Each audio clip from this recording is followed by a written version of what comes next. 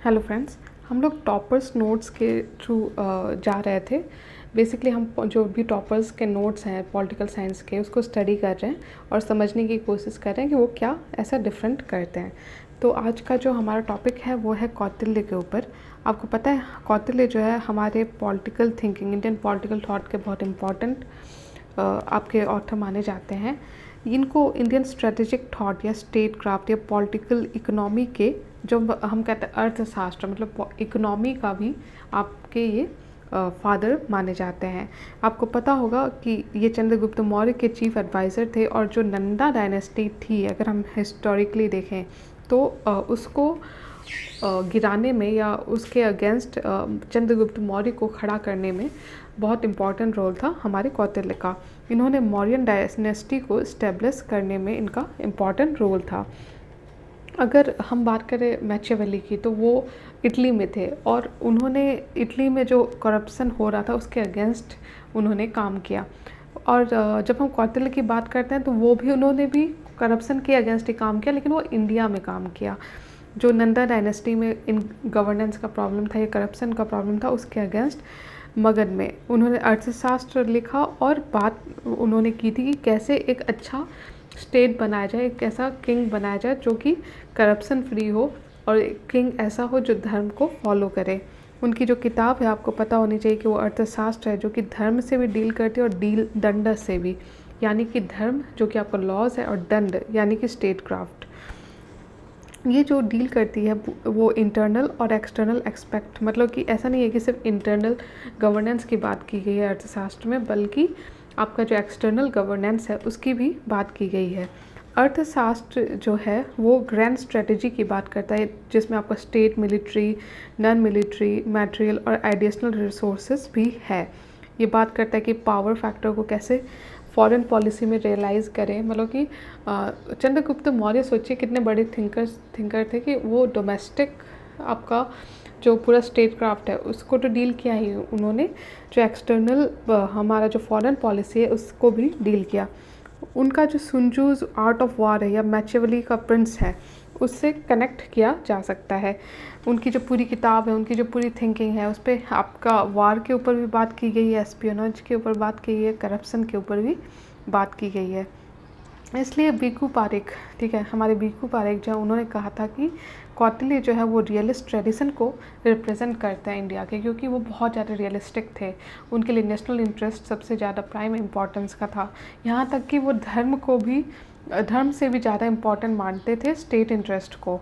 जो आइडियाज़ उन्होंने दिए कि पहला तो कि जो स्टेट ऑफ नेचर है वो मत्स्य नया है, मतलब कि एनार्कियल स्टेट ऑफ नेचर है। जैसे कि हॉब्स ने बात की है कि जो स्टेट ऑफ नेचर है वो एनार्की वाला है, उसी तरह इनका भी कहीं ना कहीं थॉट जो वो लिंक्ड है कि स्टेट ऑफ नेचर एज मत्स्य न्याय। ठीक है, मेरा प्रोनाउंसिएशन थोड़ा गलत हो सकता है तो सॉरी फॉर दैट।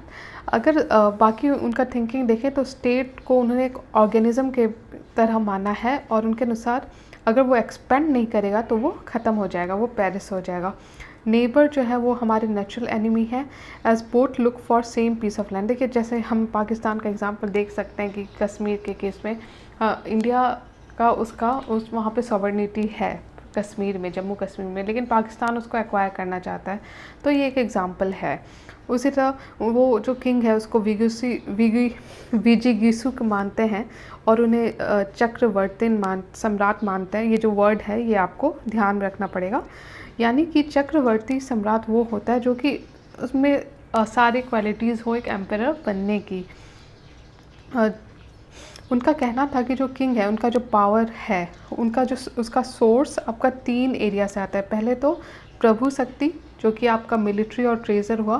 फिर मंत्र शक्ति, यानी कि जो लोग आपके आसपास हैं, जो मिनिस्टर्स हैं, जो भी आपके आसपास आपके एडवाइज़र हैं, वो वाइज होने चाहिए।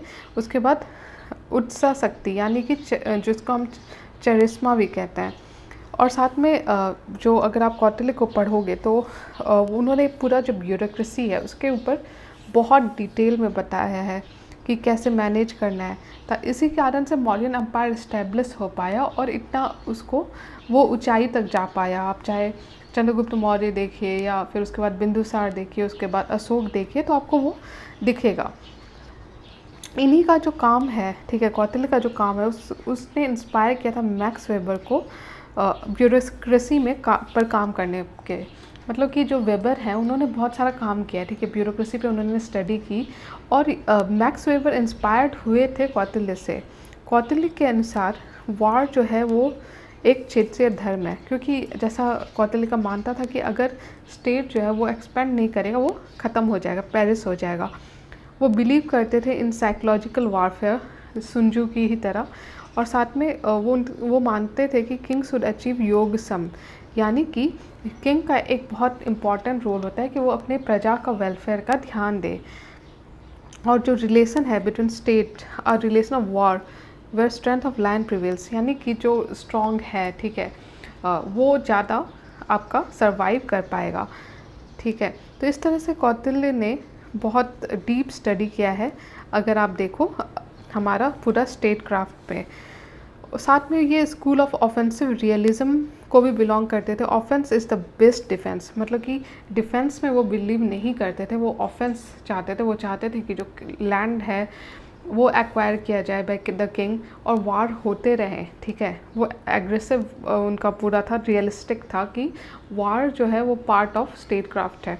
साथ में मंडल सिद्धांत अगर आप देखो तो इसमें आपको पता है एक सर्कल ऑफ फ्रेंड्स में चंद्रगुप्त, मतलब कि चंद्रगुप्त मौर्य को उन्होंने समझाया, और साथ में हमने भी समझा कि किस तरह से पूरे एक सर्कल में डिवाइड किया जा सकता है। जो हमारे नेबर्स हैं उनको, फ्रेंड्स हैं कुछ हमारे नेबर्स, कुछ फोर्स हैं, कुछ एनिमी है, तो उसको एक सर्कल के थ्रू डायनामिक तरीके से कौटिल्य ने समझाया है।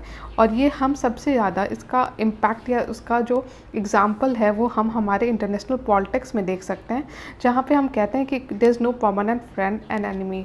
यानी कि देखिए, जैसे हम चाइना के साथ ही देख लें अगर, तो इवन दो हमारा बॉर्डर कन्फ्लिक्ट होता रहता है, स्क्रिमिसेस होते रहते हैं, स्टिल हमारा जो ट्रेड है बहुत ज़्यादा है चाइना के साथ, हम वो नहीं रोक पाए। तो साथ में जब स्टार्टिंग में हम रसिया से ज़्यादा क्लोज थे, फिर अमेरिका से भी हमारा रिलेशन हुआ, और अभी रिसेंटली देखा गया कि जब यूक्रेन का कन्फ्लिक्ट हुआ तब भी इंडिया ने रसिया को नहीं छोड़ा, अपने रिलेशनशिप में ऑटोनॉमी मेंटेन की, क्योंकि पूरा जो इंटरनेशनल रिलेशन का जो पूरा फील्ड है उसमें कोई फिक्स नहीं है, कभी आपका वो फ्रेंड हो सकता है, कभी वो फो हो सकता है, ठीक है। तो ये जो सर्कल है, देखिए, ये अगर इंडिया है मान लीजिए, तो जो हमारा इमीडिएट नेबर हो गए, जैसे कि साउथ एशियन कंट्रीज़ है, चाहे वो चाइना हो गया या पाकिस्तान हो गया, तो ये कहीं ना कहीं हमारे एनिमीज़ हैं, ठीक है।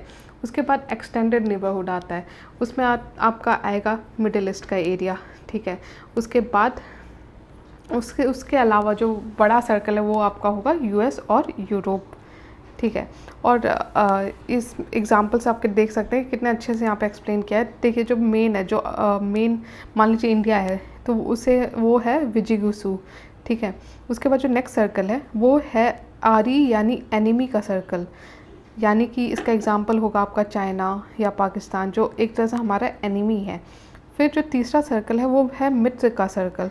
मित्र मतलब कि मान लीजिए ये जो सर्कल है आपका वो अफ़गानिस्तान के साथ अगर आप देखो, तो हम पाकिस्तान, जब अफ़गानिस्तान में डेमोक्रेटिक गवर्नमेंट थी, ठीक है, तब हम पाकिस्तान के साथ उसके साथ अलाइ कर सकते हैं। वहीं चाइना और पाकिस्तान अगर आप देखो तो दोनों इंडिया के अगेंस्ट अलाइ करते हैं। तो इस तरह से ये मित्र हैं। और अरे मित्र मतलब कि उसके अलावा, जैसे कि मान लीजिए यहाँ पे टर्की है, टर्की आपको पता है बहुत क्लोज़ आ रहा है पाकिस्तान से, ठीक है। तो इस तरह से ये जो एक सर्कल, अगर आप मेन पॉइंट हो, तो आपके आसपास के जो नेबर्स हैं वो आपके एनिमी हैं, उन नेबर्स के जो नेबर्स हैं वो आपके फ्रेंड होंगे। फिर इस तरह से वो सर्कल पूरा चलता रहता है। उसी तरह फिर आर्य मित्र, मध्यमा, उदासीन का बात होता है। मध्यमा वो है जो कि एक बफर स्टेट की तरह उसका यूज़ होता है, जैसे कि नेपाल हो गया या भूटान हो गया। उसी तरह उदासीन होगा एक न्यूट्रल स्टेट। साम, दाम, दंड, भेद, ये सारे कौटिल्य मानते थे कि अगर आपको ज़रूरत हो तो इन्हें यूज़ कीजिए, अगर आपको ऑब्जेक्टिव में ज़रूरत पड़े तो साम भी यूज़ कीजिए, दाम यूज़ कीजिए, दंड, भेद, मतलब हर टेक्निक उन्होंने बता दिया। उसी तरह द्वैत भाव में वो बिलीव करते थे, यानी कि ड्वेल पॉलिसी, यानी कि don't make two enemies at the same time. देखिए जैसे इंडिया के लिए भी कहा जाता है कि हम चाइना और पाकिस्तान के साथ अगर दोनों के साथ एक साथ जंग हो तो हमारे लिए डील करना मुश्किल होगा, क्योंकि वो टू फ्रंट वार हो जाएगा। तो वही बात यहाँ पे है कि द्वैत भाव, ड्वेल पॉलिसी की बात उन्होंने की है। अगर हम सप्तांग थ्योरी यानी स्टेट क्राफ्ट पे जो उन्होंने लिखा है वो है सप्तांग थ्योरी, यानी कि स्टेट के 7 लिम्ब होते हैं और 12 मंडल होते हैं जो कि डिटरमाइन करते हैं कि किस तरह से कन्फ्लिक्ट की पॉसिबिलिटी है। तो टोटल अगर हम देखें तो 7 × 12 = 84 एलिमेंट्स हैं सॉवर्निटी के, जो कि किंग को कंसिडर करना चाहिए ड्यूरिंग वॉर। और इसमें आपका है जैसे दुर्ग, बाला, मित्रा, अमात्य, संपदा, तो इस तरह से करके अलग अलग जो 7 लिम्स हैं वो बताया है। और ये आप याद कर सकते हो, ये शॉर्टकट है आपका BDJKAM, ठीक है। B से बाला, D से दुर्ग, तो इस तरह से करके आप ये याद कर सकते हो। उसके अलावा कौटिल्य ने कहा है कि जो किंग है वो स्ट्रांग होगा। If king is strong and all other elements are weak still no problem. मतलब कि सोच लीजिए कि अगर आपका किंग इतना स्ट्रांग है और बाकी एलिमेंट वीक है तब कोई प्रॉब्लम नहीं होगा। इतना ज़्यादा इंपॉर्टेंस दिया है कौटिल्य ने राजा को। उन्होंने कहा है कि जो किंग है उसे राजधर्म फॉलो करना चाहिए। कौटिल्य के अनुसार जो सिटीजन का वेलबिंग है वो किंग के वेलबिंग से कनेक्टेड है। उन्होंने कहा है to uphold dharma and make conducive condition for people to carry out trade and commerce, ताकि लोग आराम से अपना जो कार्य है वो कर सकें, चाहे वो ट्रेड हो या कॉमर्स हो। करप्शन पे भी उन्होंने डील किया। उन्होंने कहा है कि 40 तरीके हैं एम्बेजलमेंट के। इन्होंने कहा है टॉक्स और ट्रांसफ़र एट रेगुलर इंटरवल। देखिए करप्शन को डील करने का उन्होंने सॉल्यूशन भी बताया, जैसे कि रेगुलर इंटरवल पे सॉल्यूशन होना चाहिए, साथ में पनिशमेंट जो है उसका मैकेनिज़्म बताया है। अगर हम करंट रेलिवेंस का बात करें तो देखिए जो पाकिस्तान का एंगल है या चाइना का एंगल है, उस एंगल से आप समझ सकते हैं कि कौटिल्य की जो पूरी थ्योरी है वो कितना रेलिवेंट है इंडिया के लिए अभी तक, ठीक है। उसी तरह इंडिया का नेबरहुड या एक्सटेंडेड नेबरहुड भी आप मंडल सिद्धांत से कनेक्ट कर सकते हैं। जो चेक्स हैं on government corruption through PCN, Lokpal या एस्पियोनेज थ्रू रॉ IB, तो ये जो है आप कनेक्ट कर सकते हो कौटिल्य का जो स्पाई का जो पूरा उन्होंने बताया था उससे। मंडल सिद्धांत से चेक आप कनेक्ट कर सकते हो नेबरहुड, इंडियाज़ नेबरहुड या एक्सटेंडेड नेबरहुड। उसी तरह करप्शन का जो उनका पूरा उन्होंने सॉल्यूशन बताया था वो लिंक कर सकते हो आप लोकपाल से। तो आप समझ सकते हो कि प्रेजेंट डे रेलिवेंस क्या है। अगर बुक का नाम इस बारे में है तो बुक है the India way, chapter Krishna's choice, जो कि कहता है कि फॉलो द धर्म of the state that is asserting national interest and securing strategic goals through various means. तो यहाँ पे वही बात है कि कौटिल्य ने हमेशा नेशनल इंटरेस्ट को सबसे ज़्यादा प्राइम और इम्पॉर्टेंट माना। अगर हम कंपैरिजन करें कौटिल्य और मैचियावेली के बीच में, तो दोनों के बीच में बहुत ज़्यादा आपका सिमिलरिटी दिखेगा। क्या क्या सिमिलरिटी दिखेगा? तो पहले तो कि दोनों ने शिफ्ट किया attention from political philosophy to political science. देखिए एक एम्पिरिकल अप्रोच आपको दिखता होगा जो मंडल सिद्धांत है या सप्तांग थ्योरी है उसमें, और साथ में दोनों ने रियलिज्म से कनेक्ट किया। जो स्टेट क्राफ्ट है उन्होंने कहा कि धर्म तो इम्पॉर्टेंट है लेकिन रियलिस्टिक होना भी इतना ही इम्पॉर्टेंट है। आप मैचियावेली का बात करो या कौटिल्य का बात करो, दोनों के लिए जो स्टेट इंटरेस्ट है वो बहुत ज़्यादा इम्पॉर्टेंट हो जाता है। उसके बाद दोनों ने डिस्टिंक्शन किया बिटवीन पॉलिटिक्स एंड एथिक्स। उनका कहना था कि जो पॉलिटिक्स या मॉरलिटी या एथिक्स है वो भिन्न है, मतलब पॉलिटिक्स को आप मॉरलिटी से कनेक्ट नहीं कर सकते। उसी तरह वार जो है वो लास्ट रिजॉर्ट की तरह ही यूज़ करना चाहिए, क्योंकि उससे इकोनॉमिक लॉस होता है और वेलबिंग जो है सिटीजन का वो हैम्पर होता है। लेकिन हाँ, वार नॉर्मल फीचर है ऑफ अ स्टेट क्राफ्ट। और इन्होंने बहुत ज़्यादा एम्फेसिस दिया ऑन कॉन्क्वेस्ट एक्सपेंशन। तो कॉन्क्वेस्ट एक्सपेंशन मतलब ऐसा नहीं है कि सिर्फ वॉर के थ्रू, बाकी भी जो तरीके हैं उसको भी यूज़ करके कौटिल्य मानते थे कि एक्सपेंशन करना चाहिए। उसी तरह साम, दाम, दंड, वेद में आपका दोनों के बीच में रिलेशन दिखेगा। मैचियावेली ने कहा था कि जो प्रिंस है उसको क्लेवर होना चाहिए फॉक्स की तरह और ब्रेव होना चाहिए लायन की तरह। करप्शन पे भी कौटिल्य ने बात की है 14 टाइप ऑफ एम्बेजलमेंट, मतलब करप्शन करने का तरीका। और साथ में मैचियावेली को भी अगर हम देखें तो उन्होंने बात की है कि करप्शन जो भी होता है चर्च में या रिलीजन के थ्रू वो भी कंसिडर करना होगा। तो इस तरह से हमने समझा कि जो कौटिल्य की जो पूरी सोच है वो मैचियावेली से किस तरह कनेक्टेड है। डिफरेंस अगर कहें तो जो किंग्स हैं वो can not be above dharma in strong contrast to Machiavelli who asks prince to use religion to keep people in control। लेकिन जो डिफरेंस है आपका वो पहला तो यही है कि दोनों ये मानते थे कि हम रिलीजन को एक लिमिट तक ही यूज़ कर सकते हैं, लेकिन तब भी जो कौटिल्य थे उनके लिए स्ट्रॉन्ग कनेक्शन था धर्म का। वो मानते थे जो किंग है उसको धर्म के अंदर ही रहना चाहिए, वो नहीं मानते थे कि जो धर्म है उसको फॉलो नहीं करना चाहिए। तो ज़्यादा इंक्लिनेशन आपको दिखेगा अगर हम धर्म की बात करें विथ कौटिल्य। और मैचियावेली का आइडिया जो था वो थ्योरी में ही रहा, लेकिन कौटिल्य ने एक्चुअल में चंद्रगुप्त मौर्य को खड़ा करके दिखाया कि कैसे उनके थ्योरीज जो हैं एक्चुअल एप्लीकेशन उसका किया जा सकता है। अगर बाकी जिन लोगों ने कौटिल्य के बारे में बात किया तो आपको वेबर के बारे में मेंशन करना पड़ेगा, जिन्होंने कहा था कि जो Kautilya was more Machiavellian than Machiavelli himself. मतलब कि मैचियावेली का जो प्रिंस है वो हार्मलेस है इन कंपैरिजन टू कौटिल्याज अर्थशास्त्र। इसका मतलब ये है कि वेबर मानते थे कि कौटिल्य ज़्यादा रियलिस्टिक हैं, ज़्यादा उनका मैचियावेलियन नेचर है compare to Machiavelli himself, because he was very realistic. और ज़्यादा अगर आप हार्डकोर रियलिज्म का बात करो तो आपका कौटिल्य के जो चंद्रगुप्त मौर्य हैं उनको हम देख सकते हैं। और इतना ज़्यादा वेबर कहते हैं कि मैचियावेली का प्रिंस कुछ नहीं है जब हम कंपेयर करते हैं कौटिल्य के अर्थशास्त्र से। उसी तरह नेहरू ने कहा है कि कौटिल्य जो है वो इंडियन मैचियावेली है in his book discovery of India. अगर क्रिटिसिज्म का बात करें तो गांधी जी का जो पूरा सोच था जिसमें वो एंड और मीन्स दोनों को इम्पॉर्टेंट मानते थे, तो ये कहीं ना कहीं कौटिल्य के सोच से अलग है। और सेज कि योगासन must not mean only material wellbeing but also spiritual wellbeing. तो इस तरह से गांधी की जो सोच है, ऑफ कोर्स अगर आप कांत का जो फिलॉसफी है उससे कनेक्ट करोगे तो आपको वो डिफरेंस दिखेगा।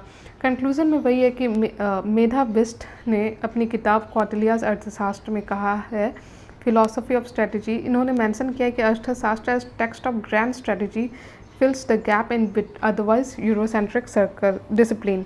मतलब कि बेसिकली मेधा बिस्ट ये बात समझती है कि जब हम यूरोसेंट्रिक फ़िलॉसफी की बात करते हैं तो उसमें रियलिस्टिक ट्रेडिशन पे ज़्यादा फोकस किया गया है, और ये हमारे यहाँ कम है।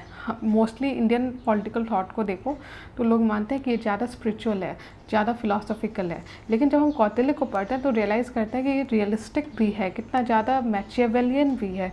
तो यही बात मेधा बिस्ट ने यहाँ पे लिखी है कि किस तरह से ये गैप फिल हुआ इन अदरवाइज यूरोसेंट्रिक डिसिप्लिन। ठीक है, क्योंकि कौटिल्य के अर्थशास्त्र में फ़िलॉसफी ऑफ स्ट्रेटजी बताई गई है। अर्थशास्त्र जो है वो एक ग्रैंड स्ट्रेटजी की तरह काम करता है कि क्या स्टेट क्राफ्ट में कौन सी स्ट्रेटजी अपनाई जानी चाहिए। तो इस तरह से पूरा आर्टिकल हम लोग ने समझ लिया। आई होप आपको वीडियो अच्छा लग रहा है तो प्लीज़ लाइक कीजिए और मेरे चैनल को सब्सक्राइब कीजिए। Thank you.